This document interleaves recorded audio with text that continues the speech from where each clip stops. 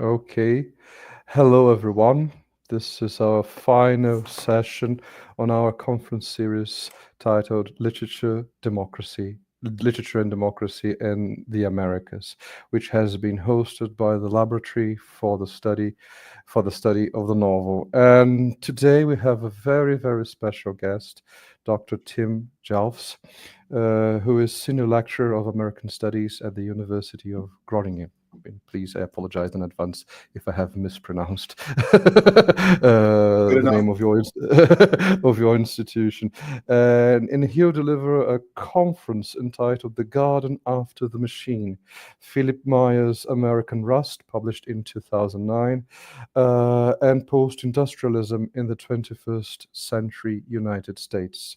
And as we all know, this has been a very eventful week. And I'm sure that Tim's talk will help us through literature understand a little bit of the antecedents of the working class as contemporary dissatisfaction with the American establishment. Tim, I want to thank you for accepting our invitation. We are so glad to have you with us, and you have the online floor is all yours. Please, we are more than glad to hear you. Mm. Thank you very much, Tiago, for that kind introduction. And thanks also to Igor and Isabella, who have helped to organize this. Yeah, my talk is called The Garden After the Machine, Philip Meyer's American Rust and Post-Industrialism in the 21st Century United States. The talk title, The Garden After the Machine, is a reference to a work that I'm going to be discussing in more detail as I go on, a classic of the Myth and Symbol School of American Studies by Leo Marx, The Machine in the Garden. I'll also make reference as we go through, and especially towards the end, to a Talking Heads song called Nothing But Flowers, which I think is also an interesting kind of intertext for the novel I'm going to talk about. The novel itself is called American Rust by Philip Meyer. It's a 2009 novel set in a fictional post-industrial town called Buell in Pennsylvania. It centers on the lives of Isaac English and his best friend, Billy Poe. The novel's author, Philip Meyer, combines all the resources of the realist novel, free and direct style, and multiple stream of consciousness passages to tell the story from the perspectives of 6 different characters, including Isaac and Billy, and also Isaac's sister, Lee, who made it out of the small town in which they grew up via a scholarship to Yale University, as well as Isaac and Lee's parents, Grace and Henry. I'm not going to give a kind of précis of the plot of the novel, but it hinges on a kind of initiating action, which takes the form of a violent encounter that the 2 boys have with a stranger. And that successful effort by Isaac's sisters, Lee English, to make it out of this small post-industrial town via a scholarship to Yale University is particularly important in a novel that is full of attempts to escape or thoughts of how one might escape post-industrial town. But I think the novel does some interesting things with that, in that those paths are not always taken. And I think that itself kind of raises interesting questions. As for my talk itself, then, it's going to have the form of a kind of introduction to the novel that attempts to situate the novel within a series of contexts that I think might be helpful to any of you that might want to read the novel if you haven't read it already, or that have already read the novel. Beyond that, I'm not going to attempt to read very much of the novel itself. I will get to some instructive passages or representative passages right at the end of the talk, but I do a lot of focus here on context, and that's in keeping really with my my training and my methodology. This is a historicist, Marxist-influenced approach to the novel, but one that draws on long-running themes and issues in American studies scholarship and tries to complement those with some observations on the recent history of capitalism. I work in an American studies department, not a literary studies department, and so that guides how I approach a text like this.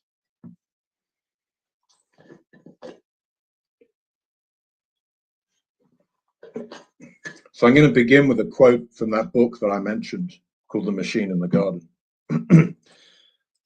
Quote, "The notion that pastoralism remains a significant force in American life calls for an explanation," Leo Marx insisted in the opening pages of The Machine in the Garden, which was published in 1964.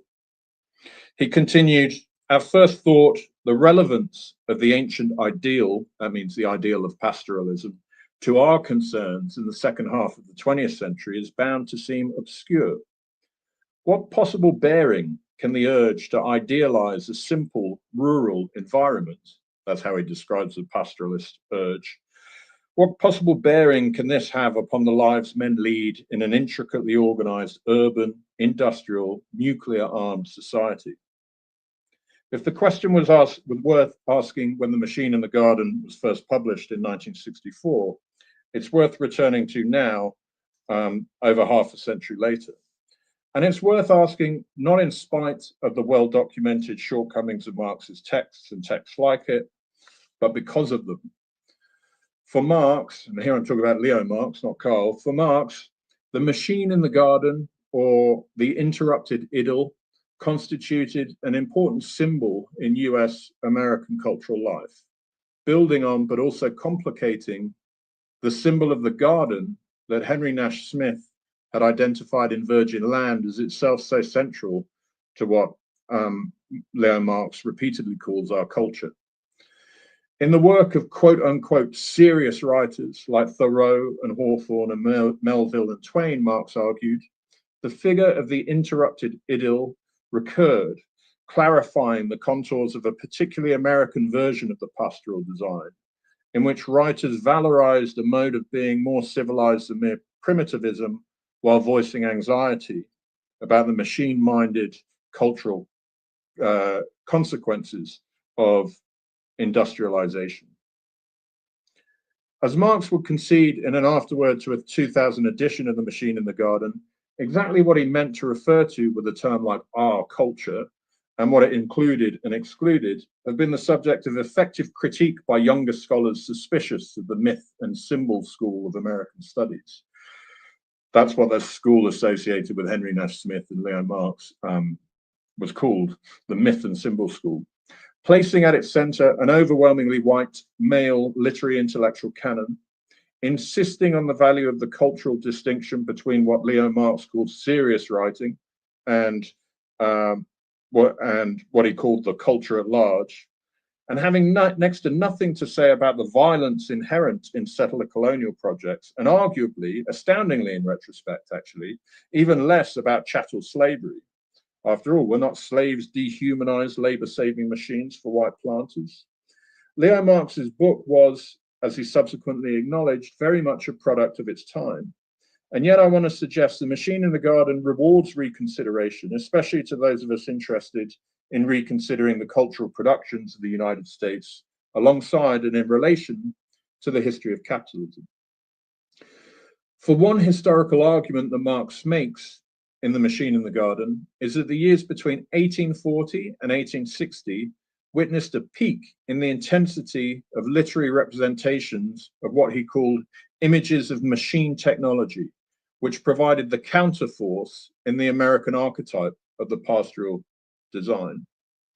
If any of you are familiar with Leo Marx's book, you'll know, and if you don't, I'm going to tell you, he begins the book with a sketch that Nathaniel Hawthorne wrote in 1844 called Sleepy Hollow, in which the writer's idyll is suddenly interrupted by the noise of a train.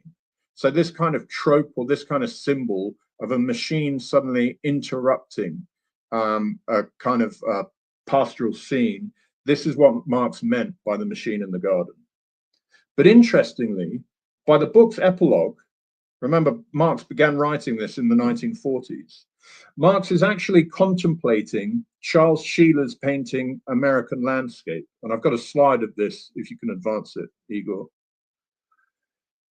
So this is what Marx refers to right at the end of The Machine in the Garden. He's contemplating Charles Sheeler's painting American Landscape from 1930, which he argued sees, quote, the industrial landscape pastoralized, as if to mark the machine's conclusive historical triumph over the garden. So when we think about the machine in the garden as this kind of recurring symbol in American culture, initially the way that Marx sets it up is that we have the garden and the machine, you know, maybe it's a train, kind of violently interrupts the peacefulness of that pastoral scene. And what he's arguing by 1930 is that in a painting like this, you see a kind of harmony of the industrial and pastoral elements, right? So that this has become itself a kind of signature American landscape, the factory scene with the plume of smoke next to the river and so on. Our own era, the first decades of the 21st century, necessarily puts Charles Sheeler's image and with it Marx's argument in an altered light. Can you move on to the next slide? We look back on both after significant shifts in the history of capitalism, not least the second great transformation, to use Karl Polanyi's terminology, that we've witnessed since the 1970s.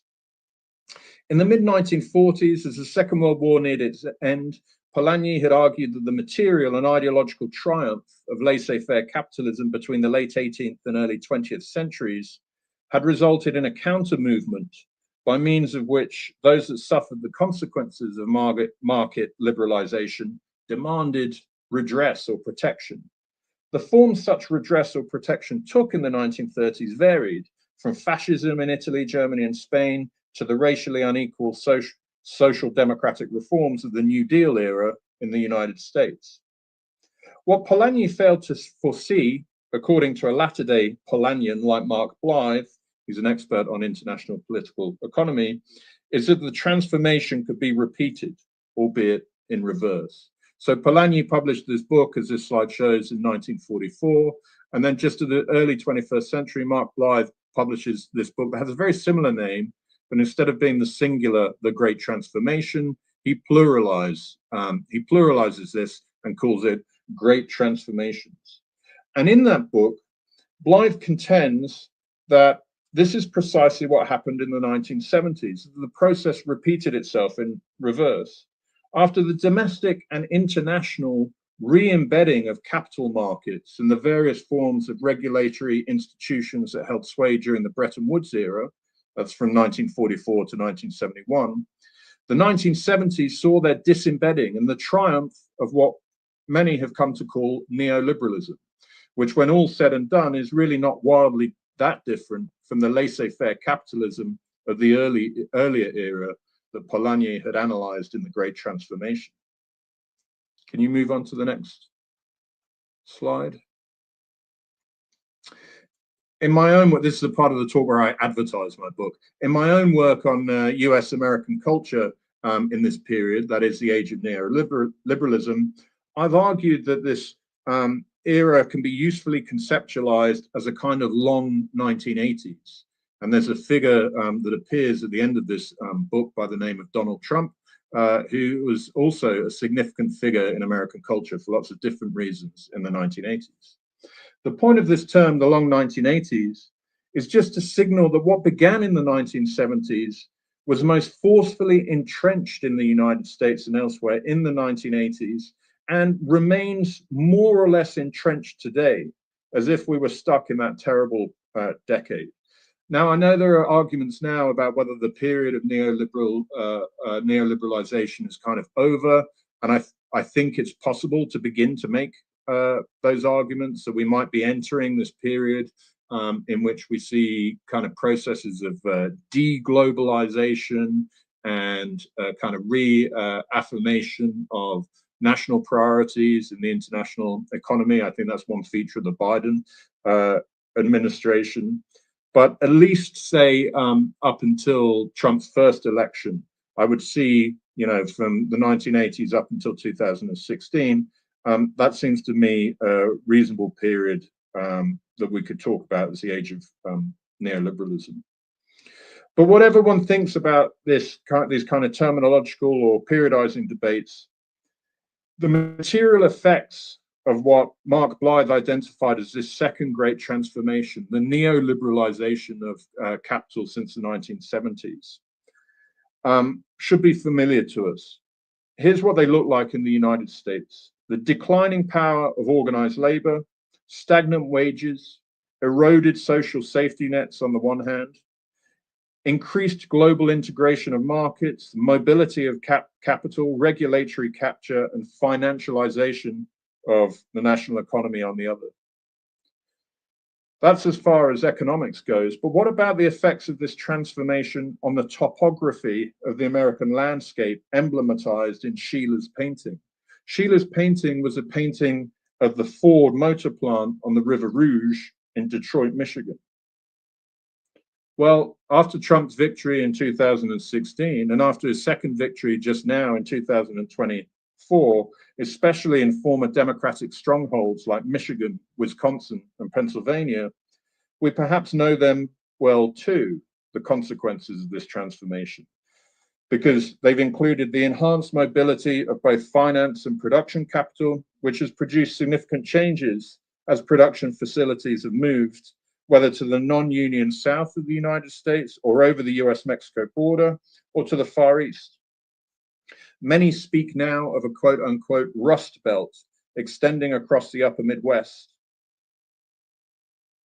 And many Americanists now find ourselves obliged to consider the material, social, and cultural consequences of the coming not of industrial society, as touched upon in The Machine in the Garden, which focused on the 19th century, but of post-industrial spaces in parts of the US where industry once flourished. So my point here is that, whereas Marx's book focused on what processes of industrialization in the mid-19th century did to American literature and culture, in our own time, we're obliged, I think, to think about the question: what the processes of deindustrialization and the creation of post-industrial spaces as factories have closed down and moved out, how they've been registered in American culture and literature. And before I go on to think more about that question and eventually move on to Phillip Meyer's novel, I think it's useful for us to think about the concept of post-industrialism and what we mean when we describe something as post-industrial. Can you move on to the next slide, please, Igor? So this, in a way, is just kind of acknowledging the two sources that I use for thinking about post-industrialism, at least in the context of the United States. What do I mean by post-industrial spaces? The Coming of Post-Industrial Society was the title of a 1974 book by the sociologist Daniel Bell, although the term post-industrial had actually previously been deployed as early as 1917 by the British socialist Arthur Penty to denote a desire to return to artisanal forms of production and making, kind of pre-industrial forms of making. Daniel Bell defined the post-industrial differently. Quote, "Industrial society is the coordination of machines and men for the production of goods," wrote Bell. Post-industrial society, he continued, is organized around knowledge for the purpose of social control and the directing of innovation and change. And this in turn gives rise to new social relationships and new structures which have to be managed politically.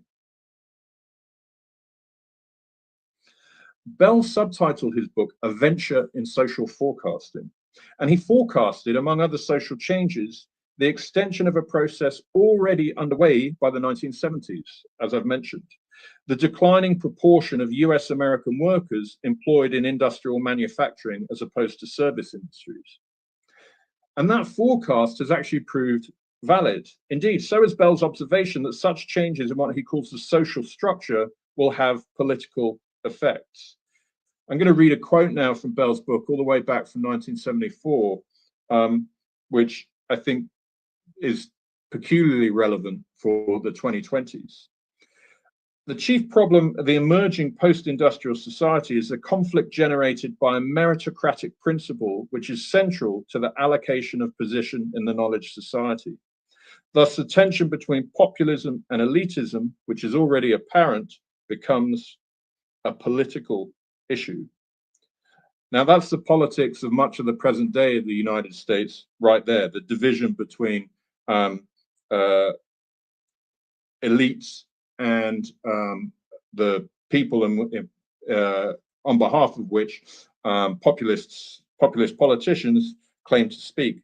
Read a European theorist of populism like Jan Werner Muller, or Cas Mudder, a Dutch academic who publishes on populism, or read Thomas Frank's recent work on the Democratic Party's embrace of both the knowledge society and meritocratic principles, to see what I mean, that actually these changes that Daniel Bell forecasted in the 1970s have had significant political effects.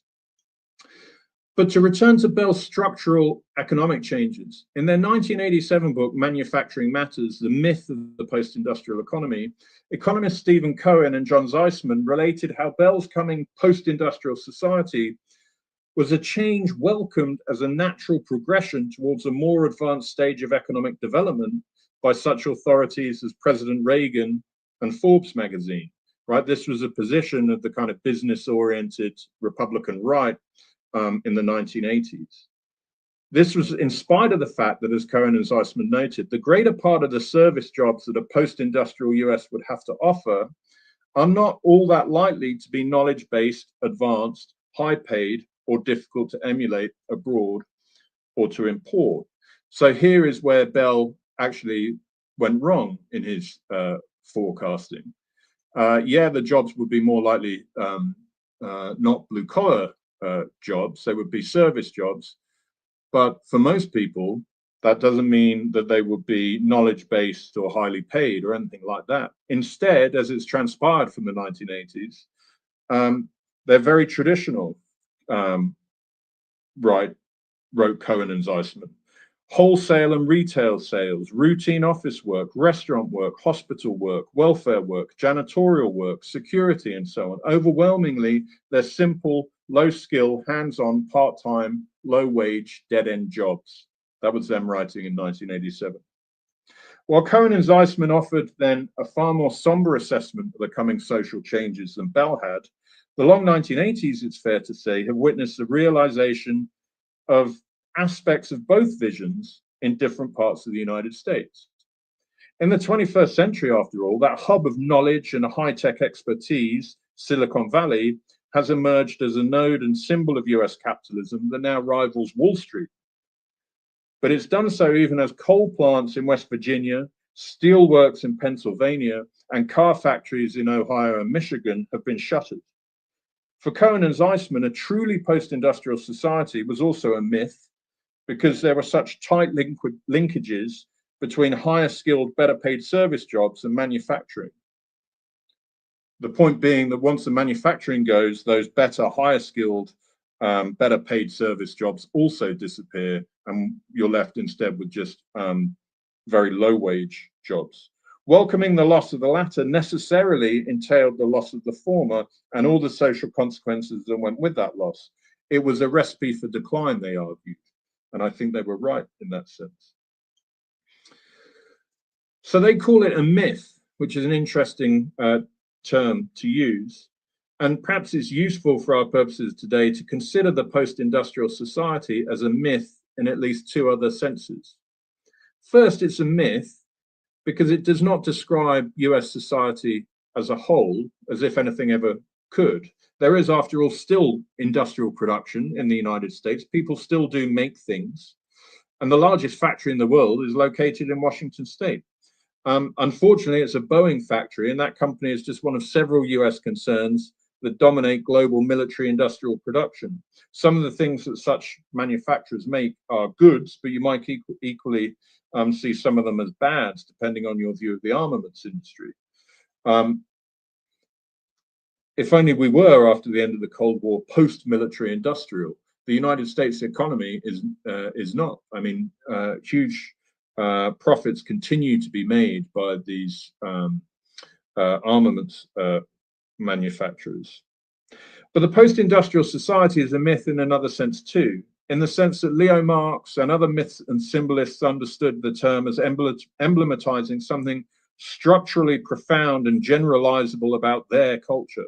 And by their culture, I mean something like both the cultural mainstream, against which critics like Marx define their literary intellectual canon, and the inheritors of that canon's role today. For the sense of a lost, white, patriarchal, and heteronormative America that was once industrial, but now no longer makes things, pervades the present historical conjuncture, finding articulation, as we've already heard, in as many people have similarly argued, in different ways in different discursive arenas. It affects a register of politics in the age of Trump and people like him, a figure who conjures, as the British theorist Will Davies has succinctly put it, a quote, hologram of a nation where men manufacture the world's goods and women iron their shirts. But it affects narrative culture too. 21st century US culture is suffused with weepy masculinist laments for a nation that used to make things, but no longer does. For example, if any of you have seen David Simon's The Wire, you'll recognize in, I think it was season 2, the longshoreman Frank Sobotka, who famously says at a moment when he's very angry, we used to make shit in this country, we used to build shit. Now we just put our hand in the next guy's pocket, says longshoreman Frank Sobotka in season 2. That's a nice kind of register of the financialization of the US economy. But these kind of this kind of nostalgia for the nation's manufacturing past can also be found in interesting places, like the jejune fantasies embedded in the fiction of a writer like Nicholson Baker. I don't know whether any of you read Nicholson Baker, but he's someone whose career I've followed since the 1980s. I think his first novel, The Mezzanine, is a minor masterpiece. In a novel that he wrote called Checkpoint, which was published in 2004, I think, he said, he has one of his characters confess, for a while I had this idea that I could be part of something important, some manufactured product that went all over the country and went into everyone's life. I wanted to punch a clock, whoomp, time to work, just do the same thing over and over, go into autopilot. What scares me is that this is not intended as critique at all, right? It's a kind of nostalgic longing for industrial production and even the alienated forms of labor that go with it. And Baker is an interesting case because he's an effective critic of US military imperialism, but his critique tends to revolve around a kind of good capitalism, bad capitalism fallacy that also, I think, informs David Simon's work in The Wire. More to the point, Baker's character's reveries about the inherent dignity of industrial production represent as decisive a pastoralization of the industrial as Leo Marx argued could be found in Sheiller's painting of that Ford production plant. For the pastoral ideal, Leo Marx argued, quote, is the starting point for infantile wish fulfillment dreams, a diffuse nostalgia and a naive anarchic primitivism. Yet it is also is the source of writing that is invaluable for its power to enrich and clarify our experience. And then in a way, Nicholson Baker's writing of peaceful industrial production, I think, risks falling on the infantile side of Marx's define. We're now tempted to wax nostalgic about industrial production itself, which is a remarkable shift in sentiment. It's as if we're being kind of nostalgically drawn to the middle decades of the 20th century, which the historian Jefferson Cowie has usefully characterized not as the default setting of capitalism in the United States so much as a great exception. We're kind of tempted to cast those years of economic growth and industrial production in the United States as a kind of lost Arcadia.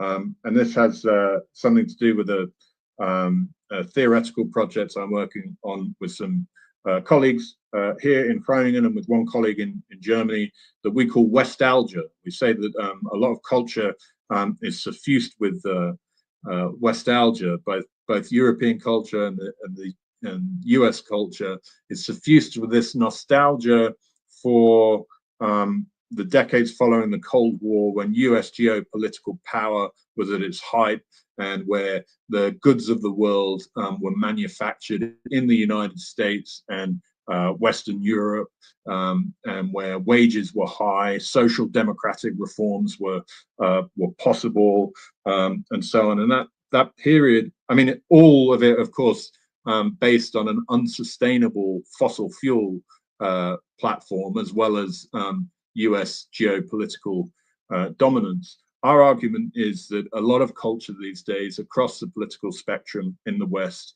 harks back nostalgically, not just the right wing, but the liberal center, and even some left wing tendencies hark back for the good old days of, industrial capitalism and the well-paid jobs it made possible. What happens then if we consider, in the light of the machine and the garden, the cultural and literary representation, not of a post-industrial society that does not exist, but of specific post-industrial spaces in relation to the myth of that society? For if the United States is no more post-industrial than it is post-agricultural, these things still happen in the US, that does not mean that there are not post-industrial spaces in the United States. There are post-industrial spaces in the United States, and their representation, I would argue, as images and symbols related to the myth of the post-industrial United States, their representation strikes me as very much worth exploring, especially because they invite us to consider, as the title of this paper has it, the garden after the machine. That is, what happens to those spaces, those post-industrial spaces, after the forces and agencies of industrialization that Marx wrote about have left. And one could even follow Leo Marx's method to do so. Consider first the culture at large of not merely US capitalism, but of global capitalism. A few years ago, I found in an in-flight magazine I happened to come across when I was taking a flight in Europe, I found an article that cast post-industrial spaces as representing creative challenges to those whose task it is to carry out the ongoing project of gentrification, so vital to contemporary urbanism. In a feature with the title of Factory Renaissance, which is an interesting title itself, the Alitalia magazine declared, "The appeal of old factories with their decadent aesthetics and majestic beauty is now able to enthrall the contemporary beholder. We are fascinated by the way they can express the combination of man and machine, the industrial revolution, collectivity, gradual decline, modernity, and renewal.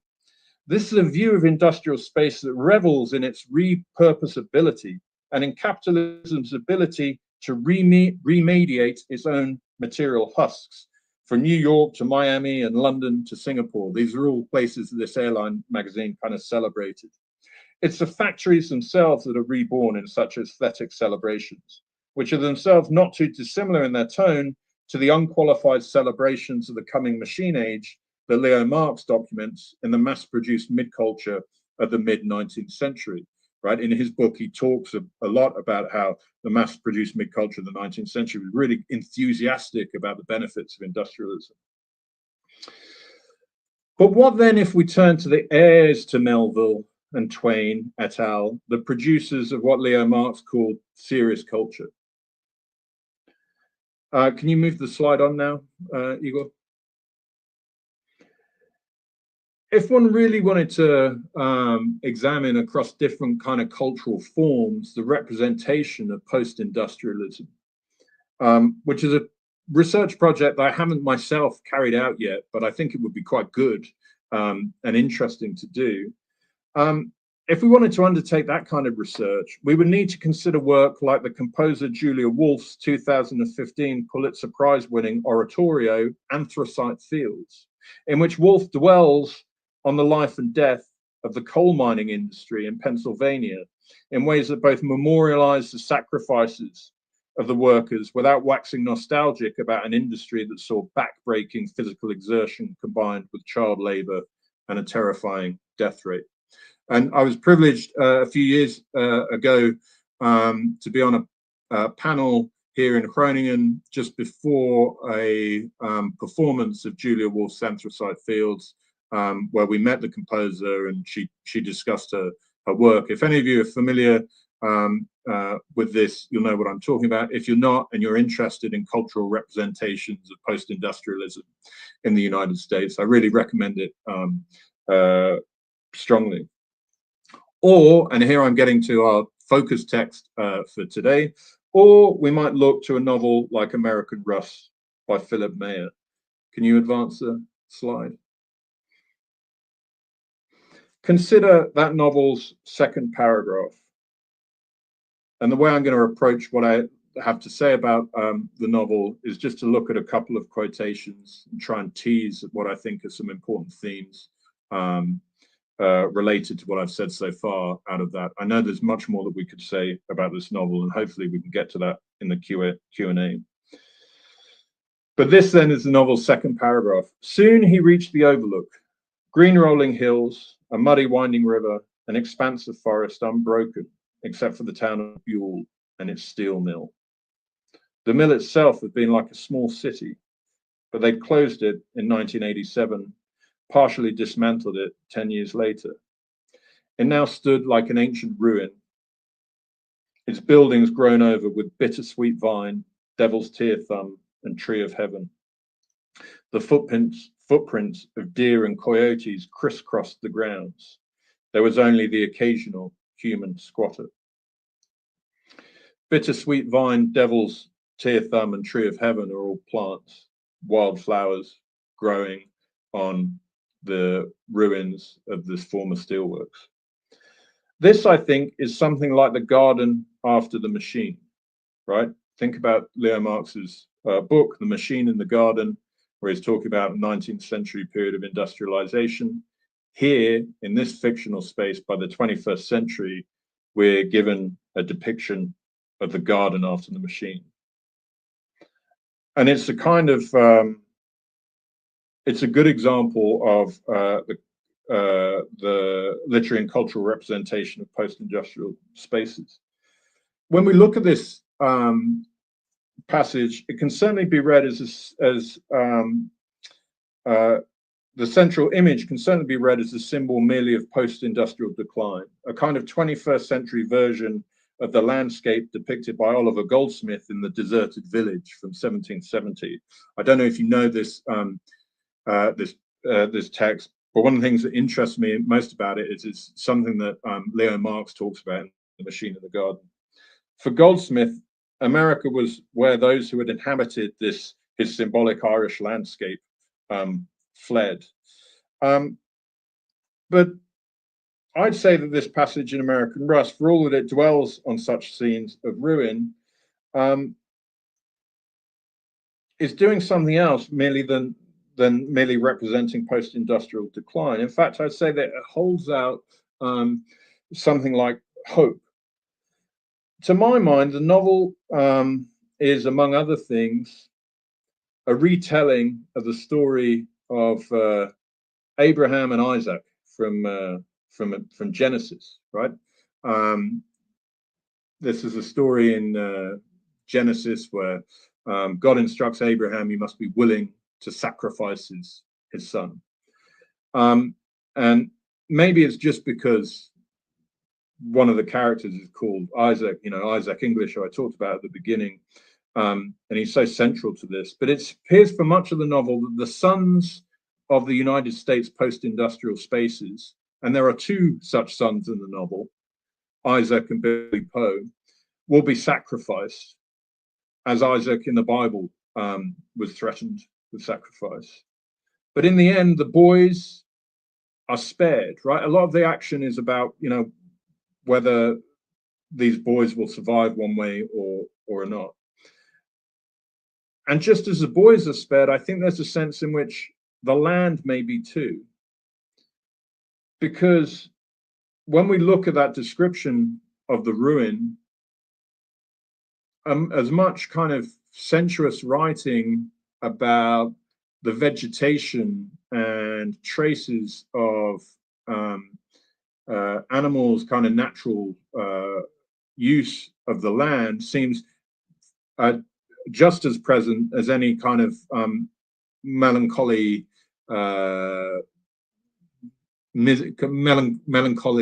description of the passing of industrialism. And I think we see this in other parts of the novel too. Can you advance a slide, Igor? Here, for example, is how one of the boys, Billy Poe, another high school sports star whose glory days are behind him, contemplates the land of the still verdant Monongahela Valley now that the machines of industrial production had left it. Here's how he describes it. It had fallen a long ways. No one blinked at taking a minimum wage job now. He'd not been old enough to see it fall, is why it didn't bother him. He just saw the good parts of it. That's a gift, he decided, to only see the good parts, because we're the first ones to grow up with it like this, the new generation, all we know.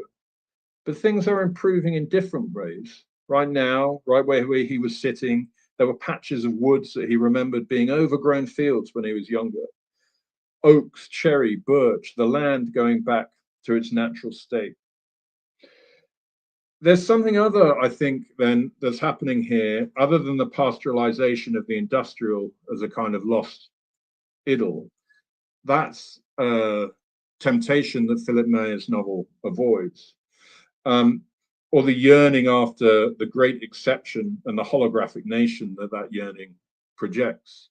And again here, then I think Philip Meyer's novel avoids that kind of nostalgic, backward-looking trap that I think many across the political spectrum fall into. In the 1988 Talking Heads song, Nothing But Flowers, David Byrne imagined a literal regreening of America. I don't know if any of you know this, this song. There was a factory, now there are mountains and rivers, David Byrne sings. The irony for David Byrne, it's a funny song, is that he hates it. He hates the fact that the factory's gone, the Dairy Queen's gone, all that kind of, all the architecture, the built environment of the modern 20th century United States. And so he sings, if this is paradise, I wish I had a lawnmower. The boy in American Rust, Billy Poe is his name, sees things differently and seems to take some kind of regenerative hope from the rewilding that occurs after these great cathedrals of industrial production have fallen into ruin. So the point I'm going to close on, because really, in a way, I just wanted to introduce the novel in relation to these contexts that I've talked about. My closing point then is simply that in some parts of the United States, the machines are going or are already dead or dying, even as in others, new machines are on the rise, right? Artificial intelligences of various sorts and the various products pumped out by Silicon Valley. And I think it's worth thinking about all that US-American culture is making of those developments beyond the familiar metaphors just of rust and important documentations of social catastrophe. Could it be that Leo Marx spoke too hastily when he wrote that, quote, the resolutions of our pastoral fables are unsatisfactory because the old symbol of reconciliation is obsolete? Here he's talking about a kind of reconciliation between the natural and the technological. I suppose what I'm suggesting may be going on in some of these passages from American Rust that I've mentioned is a kind of reconciliation of the natural and the post-industrial. And on this view, it might be that a new generation finds itself unexpectedly willing, like Billy Poe, to view the interstitial spaces of post-industrialism as pregnant with possibilities. Possibilities for not just a post-industrial, but a post-capitalist future. And here there's a kind of, my final suggestion then is a kind of optimistic utopian Marxist reading, that in some of these passages where Philip Meyer allows his characters at least to move beyond the kind of melancholy and nostalgic responses to American decline, there might be a weird kind of unexpected kind of form of political hope or even environmental consciousness, of a kind of way of being in which the balance between the technological and the natural or the industrial is not so out of joint that it is now, and could be better reconciled. Sometimes I think that may be too utopian a reading, but I think it's one possibility that we should entertain when we think about this novel. And from there, I'm gonna stop because that's the extent of my introduction to the novel. I'd be very interested to hear any comments, questions, or responses. It would be fun to talk a little bit more about this with you. Thank you so much, Tim, for this very thought-provoking talk, conference paper. We have some comments here, but I'll use the privilege, I'll exercise my privilege of being your host. And now, first, I'll make some comments and questions, and then I shall pick up some questions from the audience so that you may respond. You mentioned in your talk one of my favorite poems, Goldsmith's Deserted Village. It's a very interesting poem because it pushes the heroic couplet to the brink of dissolution. And one of the most interesting or salient developments of 18th century literature, with Goldsmith's poem and Goldsmith's is an 18th century poem, is the development of the fragment. Fragments.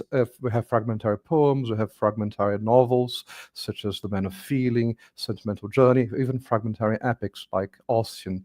And they even have fragmentary images of Greek ruins being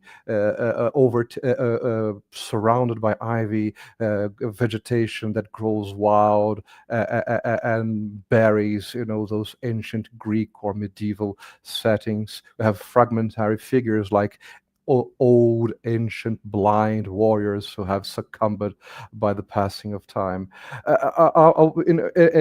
We've mentioned, those the sort of pastoralization of the landscape of the ruins of industry.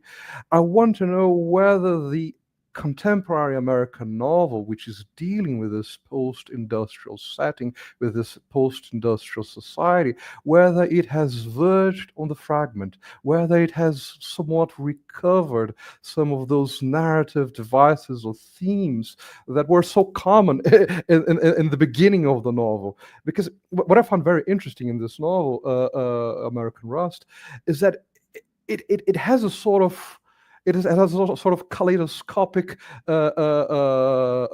narrative technique with multiple voices, multiple points of view. I wonder whether this is a sort of a contemporary development or exploration of that 18th century creative / narrative strategy of being fragmentary, since there's no sense of community, since there's no sense of totality.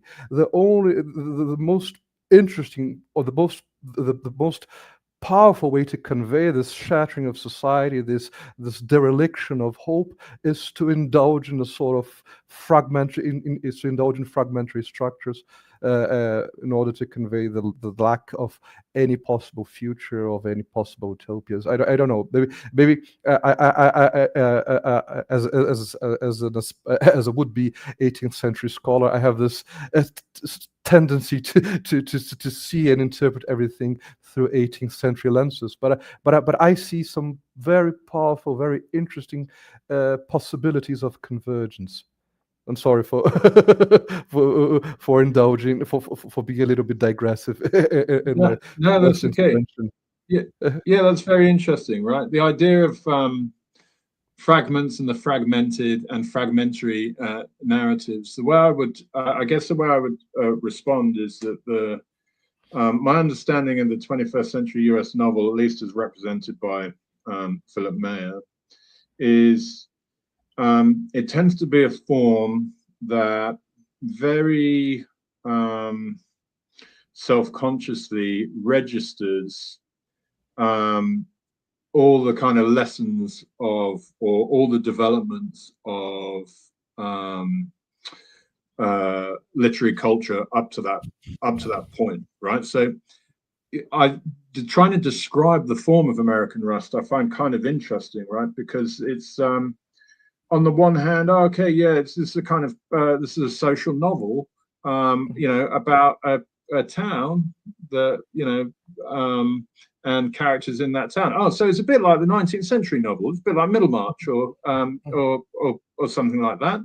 But at the same time, it's registered all the formal innovations of modernism as well. So we have long, you know, with lots of stream of consciousness passages, etc., etc. I don't personally find them necessarily the most, you know, successful parts of the novel, but they're kind of integrated into the aesthetic form as well.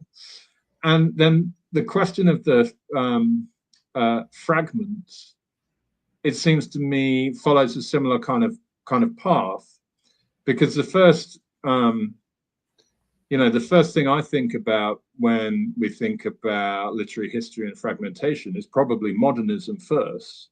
You know, just probably because I'm coming at it from the contemporary looking backwards. So the fragments seem and fragmented narratives and fragmented forms seem very central to modernist aesthetics. Isn't the line in The Wasteland, these fragments I've shored against my ruins, or Yes. or something like that? And yet, you know, I did mention the Oliver Goldsmith poem, and so I think what we have is a kind of a trans-historical aesthetic of the fragment that could actually could be very interestingly traced throughout this this period of, you know, kind of, with Goldsmith, we're talking, you know, just before the beginnings of industrialization in the United Kingdom, right? And we could trace then this engagement with this kind of aesthetic of the fragment and fragmentary aesthetics, also through, you know, it's a trope in romantic literature as well, through modernism. And then, you know, here's what it looks like. I think American Rust gives us a nice example of what that fragmentary aesthetic looks like in the form of the 21st century novel. So my short answer to your question is, I think this would be a very interesting kind of idea to pursue across literary history, right? Not just comparing 18th century and 21st century.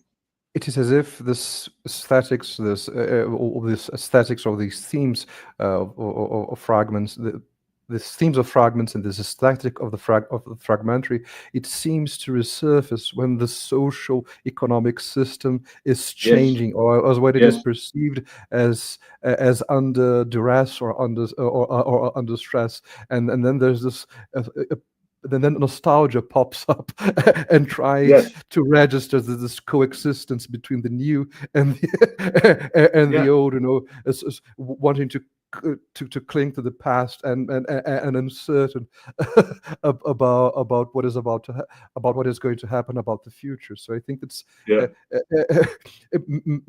maybe it is a system. It is a symptom of the successive, a literary symptom of the successive crisis of capitalism. Yes, exactly. Crisis symptom. Yeah, absolutely. Yeah, I would agree. Okay, we have some questions. I shall share them with you and the audience, and maybe if we have time, I have some other questions or comments of my own.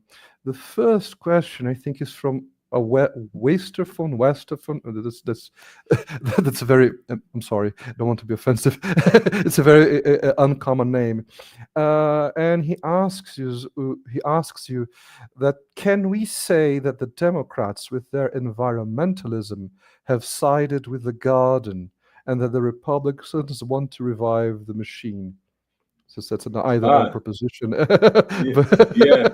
but it's he an uses your. interesting question.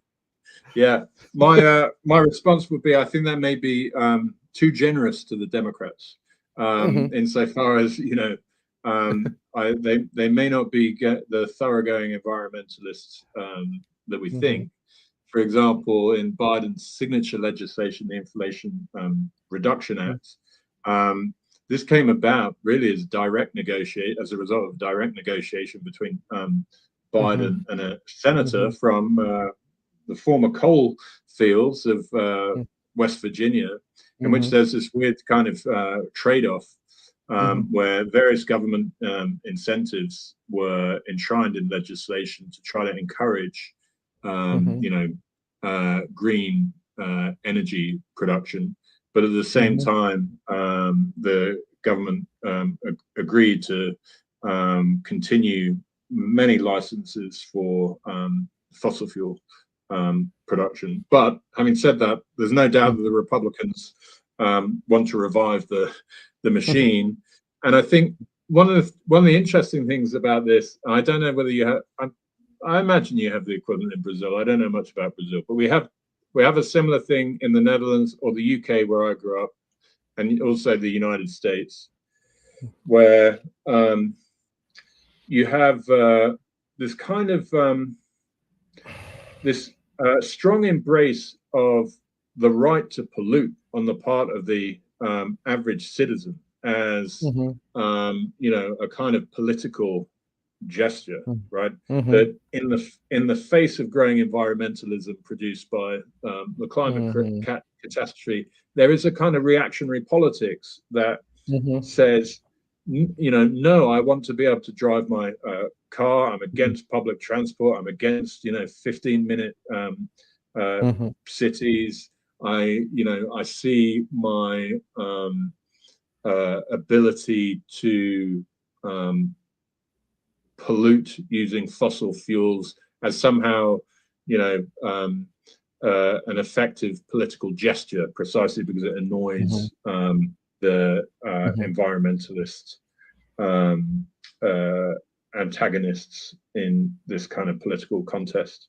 And I think, what the modern day Republican Party under Trump certainly likes to do is, really kind of make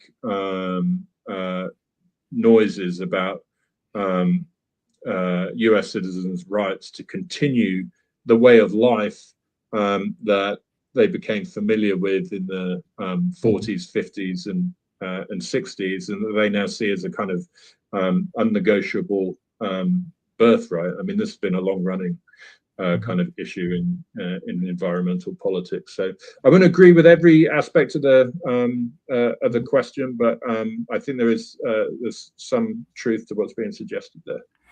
Well, here in Brazil, things get somewhat more complex because the most dynamic section or part of our economy is agribusiness. So, so our would-be pastoralists, they are the ones who are the most vocal against environmental rules, Yeah, because our industry has been completely dismantled in the yeah, 1990s. So it was, I guess, 40% of the economy back in the 90s. I think it's just 10% now. It's very wow, minor, very vestigial, and in here, agricultural production is organized in latifundia, in large yeah, estates. So they so the members of the agribusiness class, they behave more or less like old industrialists in Europe or the US. It's a rather weird combination, because one would think that living in a sort of rural setting, that they would more or less embrace a more traditional way of life, yeah, forward a more traditional pre-industrial have a more pre-industrial cultural agenda, be more in favor of the environment, but that's certainly not the case here. Okay. Yeah, yeah. We have another question from Jurandir Albuquerque. Could Professor Jelfs please discuss a little bit why the Democrats have become or have been perceived as the party of the elites? Yeah, yeah. I teach American politics here as well, and sometimes the question is where should we start from in answering a question like this? Because a lot of times the furthest back that many people want to go is basically to the New Deal, and you know, that kind of array of economic and social legislation that comes in as a response to the Great Depression, and is associated with Roosevelt's governments and so on. And so often there's this narrative that the Democratic Party has kind of lost touch with its roots and become this party of the elites. But Franklin Roosevelt himself was a pretty aristocratic American figure. He was an elite himself. So maybe a better way of thinking about American politics is that it's always been elite dominated, and that the working classes have had to struggle and fight for, I mean, sometimes literally fight in, you know, kind of open conflict with the forces of capital for the few rights that they now have in the United States. So when I teach 20th century politics, one of the things I start with are the West Virginia mine wars, which not that many of my students are familiar with, because they think of politics as being produced by elite figures like Franklin Roosevelt. But the West Virginia mine wars were violent conflicts that miners in West Virginia, and this was similar in other states, Colorado, Pennsylvania, had to fight against their bosses to have the right to begin the process of unionization, right? Even to form themselves into unions. And it was only following these open conflicts between capital and labor where, for generations, both political parties post-industrialization gave far more support to capital than to labor. It was only after these kind of pressures were brought to bear on the political elite that the working classes began to gain rights in the United States. So the New Deal itself, for example, is better seen as a very competent politician, eventually, like Roosevelt and the person and the people around him, kind of responding to these pressures in the moment, trying to devolatilize, as one historian put it, capitalism, right? And its tendency to create not just this conflict between capital and labor, but major crises like the Great Depression. So that would be like the first point to mention, is that I'm not sure that the Democrats have ever necessarily been anything other than an elite party, but their successful response to the Great Depression in the form of the New Deal meant they were a very successful, they pieced together a very powerful coalition that basically lasted up until something like the late 1960s. But from the late 1960s onwards, there was kind of that coalition began to be fragmented. Republicans were able to take advantage of, for example, you know, discontent over the 1960s to introduce cultural politics more and more into the question. And then after the capitalist crises of the 1970s, where we had really high inflation, the end of the Bretton Woods system in 1971, and so on. This was really the moment in which that second great transformation I'm talking about takes place, where kind of return of laissez-faire liberalism, a disembedding of markets from government intervention, That becomes popular from really the late 1970s onwards.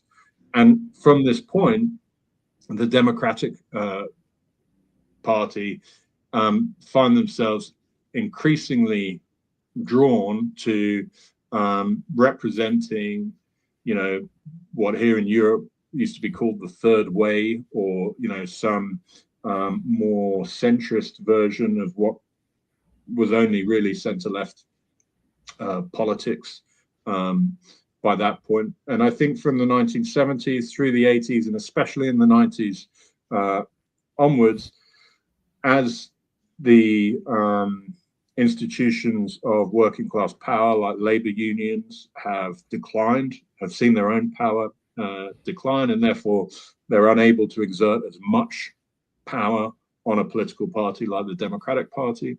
Their place has been taken by various business interests, which the Democrats, they either try to somehow simultaneously represent the interests of both working people and Wall Street, or if only Wall Street can be represented, then Wall Street gets what it wants. So for me, it's not even that much about kind of internal dynamics of the political parties, so much as seeing how the political parties have responded to those kind of more structural changes in the history of capitalism over time. And I think, the effect is, it's not that the Democratic Party has become the party of the elites and the Republican Party have become the party of the people. It's that both parties have probably always been the party of elites, and that at various moments in US political history, the working class, because it was powerful and better organized, was able to extract more concessions from those two parties. And now we're in a situation where both parties, I would say, are elite parties. The Democrats are no longer considered by significant enough portions of the working class as representing their interests. And so instead, the Republican Party, which I don't believe represents working class interests, manages to attract some of their votes. That's the way I would put it. Thank you. It's a very important question. And Jurenji has another, I think it's not a question, but a comment. I think that he made it when you were exploring, when you mentioned Boeing's factory, Yep. manufacturing center. And I think that he said that that's interesting. Workers tend to be pacifists, but they depend on the arm. They are dependent on the arms industry. So, yeah. I mean, and this is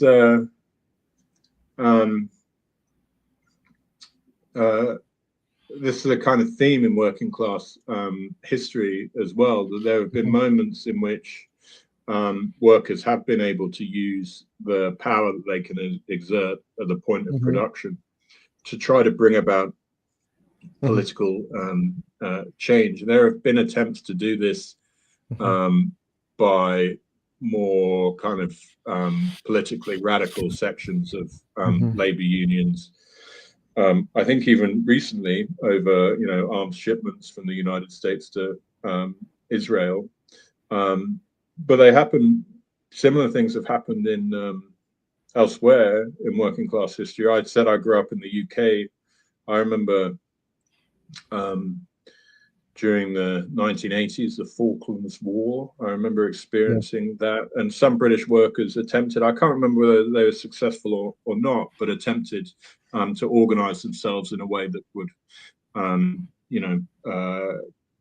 try to end British militarism there. But, workers are subject to those competing pressures, right? One needs a wage. If a manufacturing job is the way to get a wage, for many, it doesn't matter so much about what's being produced. There could be bombs and missiles, but okay, it's a wage.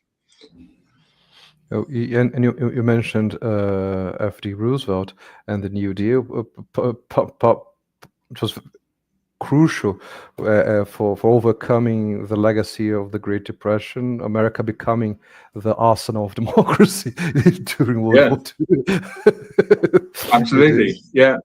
Yeah, and then that's a central platform then for industrial production after the war too, of both military and civilian goods. Yeah.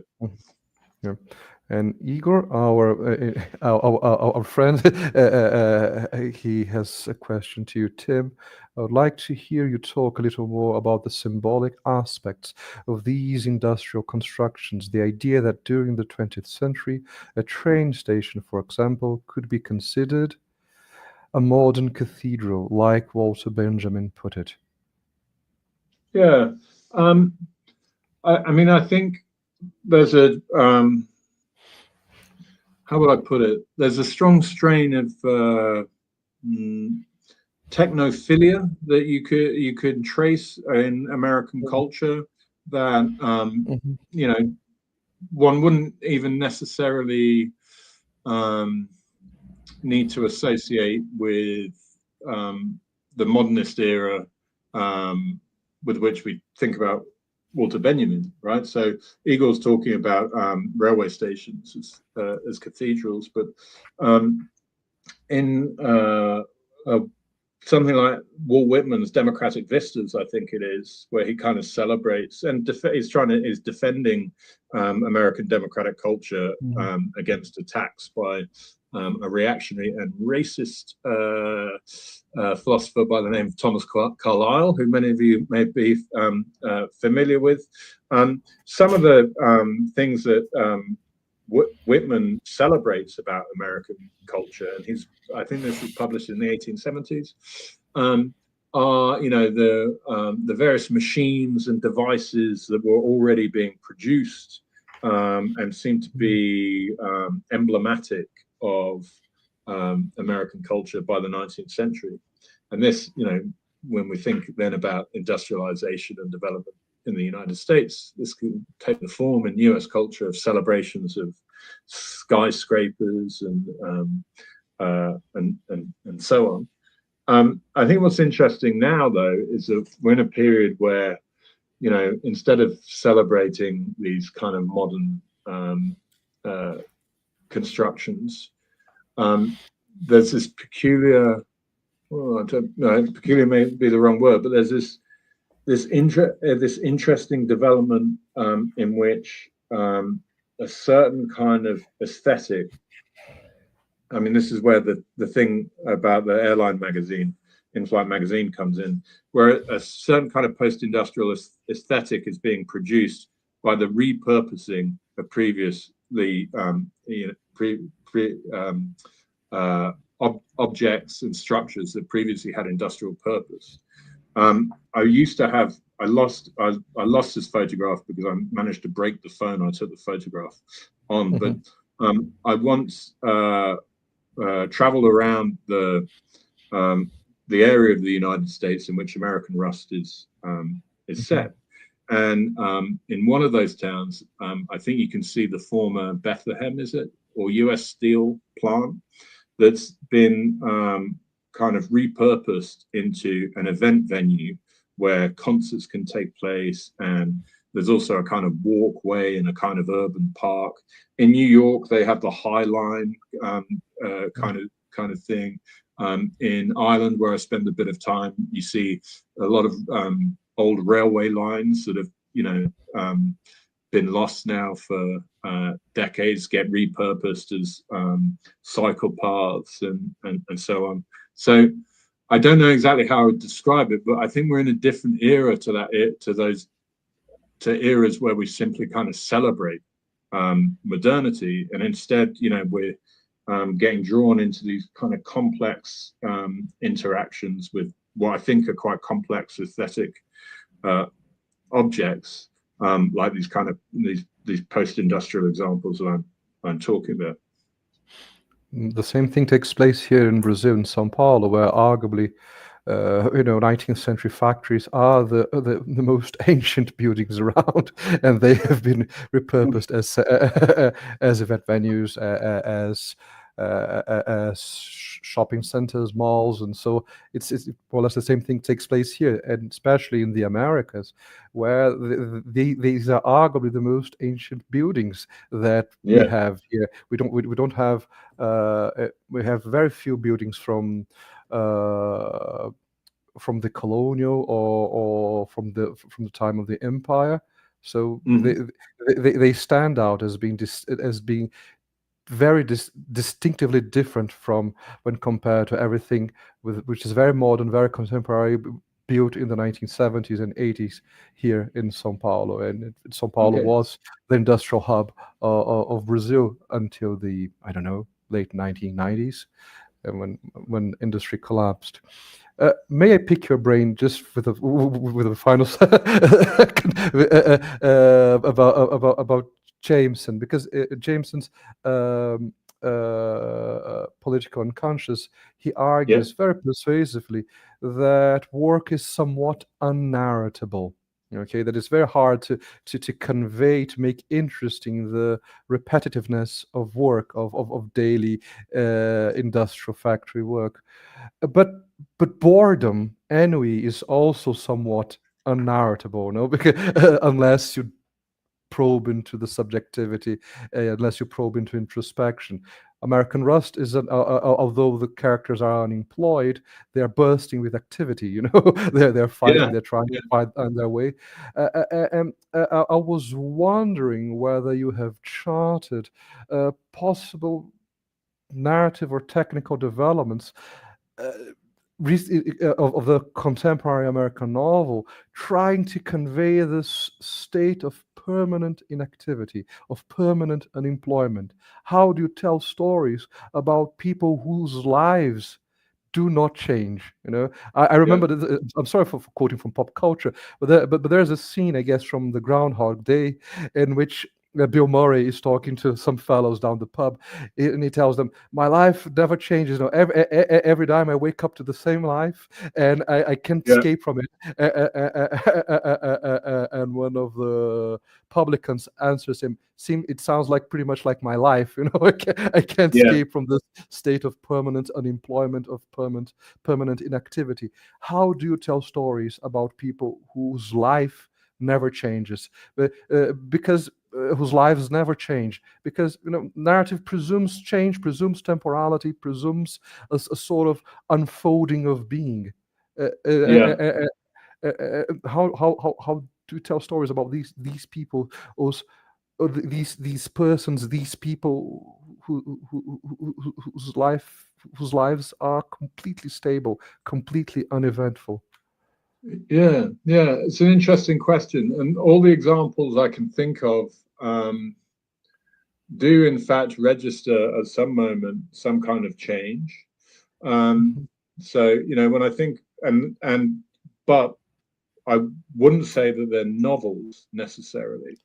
I've done quite a lot of work on Don DeLillo. DeLillo's first novel, Americana, is an interesting read and something I've published on. And I'm a huge fan of its early sections, which attempt to render a sense of kind of stasis that the protagonist feels in his office job in the United States in the late 1960s. And very little occurs whatsoever. And I mean, I find the beginning of White Noise a little bit like this as well, when we hear when we learn about Jack Gladney's life at the university. I think someone like DeLillo does a good job, often not in the whole of a novel, but in the early stages of a novel, before something happens to incite his kind of version of a plot. And I find it very interesting that my response to that is always, "Oh, I preferred it when nothing was happening." I much preferred that, precisely, maybe because there just seems like so much more verisimilitude there, then, you know, okay, now we have a contrivance where this turns into some postmodern quest narrative. I mean, and then I was thinking about other forms of culture then, you know, if I think about representations of work in American culture, I think about Charlie Chaplin's Modern Times, and, you know, which is a great kind of depiction of alienated labor through comedy. But again, you know, after that, something happens. Office Space from the 1990s is a great movie as well about that kind of work. And then the other text I was thinking about, which gives us good representations of work, but again, as a narrative, it goes somewhere eventually, right? It goes somewhere into a bizarre science fiction kind of landscape.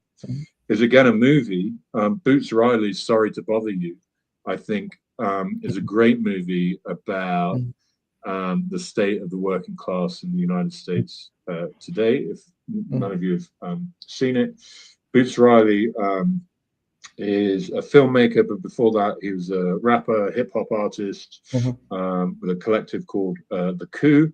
Died in the wall, communist from Oakland, California. He released this film, Sorry to Bother You, a few years ago, and it depicts the lives of multiracial working class characters working in a call center in Oakland. It takes some bizarre science fiction terms, but as a kind of representation of contemporary work and a contemporary workplace, I think that's a good example. But in terms of like contemporary novels, I can't think of many other apart from DeLillo.